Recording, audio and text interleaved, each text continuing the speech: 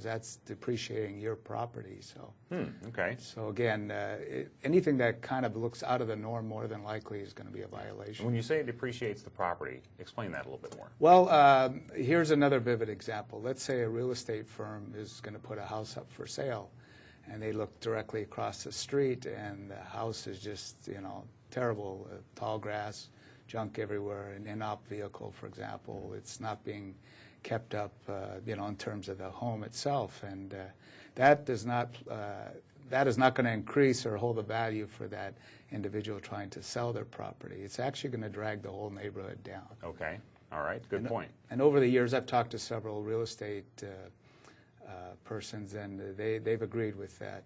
They said that it's very reflective of where you live, specifically the block, and then that would impact the comps in that area. So. Okay, I've heard that kind of referred to as a broken window syndrome as well, right? That if you don't take care of those kinds of issues, if there's a broken window on a property or a home and it's just left that way, then that can actually create more problems and more nuisances down the road.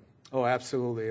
We actually have individuals that we educate them about the municipal code, and then they'll point the finger down the street and say, what about the property 3 houses down? They have the same condition. So again, it kind of permeates a larger problem. Then you allow one, then it becomes 3 or 4, and before you know it, the whole block is bad. All right. So ideally, I'm guessing you're looking for property owners and tenants to maintain their property well, to just keep things clean and neat and attractive. I know you have a neighborhood guide that you brought along that provides a lot of information for folks who may want to know what the requirements are, and that's available online on the city website, is it not? That's correct, and then also our main number is 621-8400.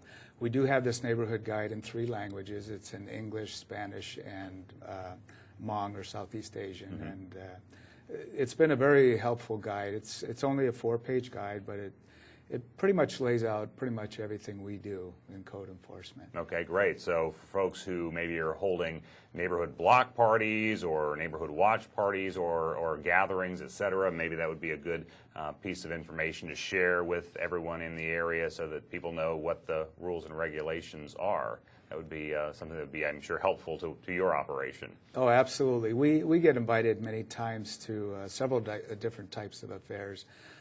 School, community meetings, health fairs, and there is a relationship we've developed with other agencies, and the school board has been outstanding to work with us. Many times we've used our community meetings in their school buildings, so school district is great here in Fresno. So. Good. You mentioned inoperable vehicles a lot. Let's talk a little bit about that. What qualifies as an inoperable vehicle? Well, we do not have the same stance as Department of Motor Vehicles. For example, to us, an inoperable vehicle is, as far as the way the municipal code reads, I should be able to jump into that vehicle, turn the key, and the vehicle should be able to go on its own power back and forth. Okay. I've got funny responses over the years. People will tell me, oh, sure, it runs. All I need is a transmission, or I'll go 2 blocks over to my uncle's house, get a battery. Of course it runs. But again, the intent is it should be operable on its own power. If the tags are not current, obviously once you go into the street, which we don't have jurisdiction, then that would become more of a DMV or police issue. Once they're rolling down the street, then that would be a whole different scenario. But while they're on that private property, it has to remain operable. The flat tire, that's almost like a magnet in terms of drawing a violation or a phone call. We're going to go out and investigate that. If the car is dirty, for example, that again is going to attract more than likely a phone call. So if indeed the vehicle is not being driven for some time, you may want to just, if the very least, just wash the car so it appears operable. And take some of those basic steps to, again, maintain the quality of the neighborhood. You talked a little bit about the notification process, and you have a code inspector will go out and observe and take a report if necessary, it sounds like. And then if there is a violation, you said a notice is sent. Is that correct? Depending on the violation, we have 2 common notices that we use. Public nuisance violations, the ones I've mentioned, would typically have a 15-day notice, and again, that goes to the recorded property owner. However, we also have a notice of violation that the time frame can be immediate up to approximately 30 days. I'll give you an example. We go to a property and there's a sewer overflow, as bad as that sounds. Mm-hmm.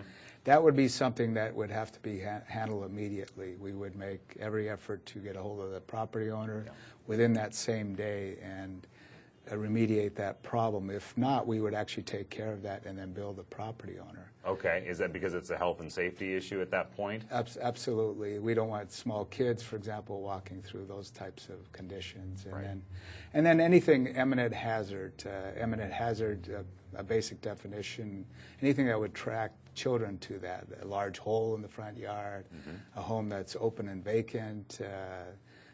You know, you can talk to the police department. Many times they've had cases over the years where something bad's happened in some of these vacant homes. Again, we want to, especially around the school areas, address that quickly.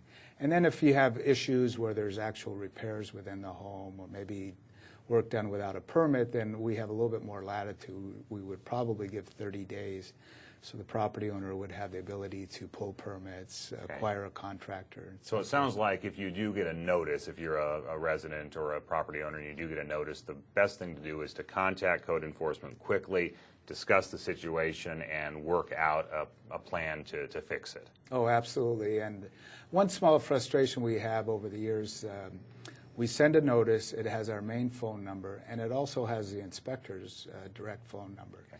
So whoever's dealt with that property and address basically would know which individual had come out there. So they have the ability to make contact, and then we have several people who will wait till the time frame expires. Right. Ultimately, they're issued a citation, and then all of a sudden they call. It's almost like too late, you know, the citation's already arrived. So if you do get a citation, the lesson is call early, work together with the city to get the issue resolved.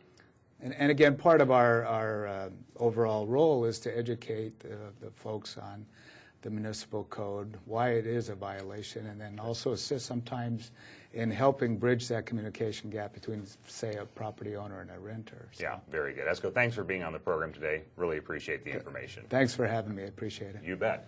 My guest today has been Esko Siipola, the Outreach Coordinator for the City of Fresno's Code Enforcement Division. You can find more information about the city's neighborhood code requirements on the city website at www.fresno.gov, or you can call 621-CITY. That's 621-2489. That's all for this edition of Fresno City Vision. Thanks for watching. I'm Randy Reed.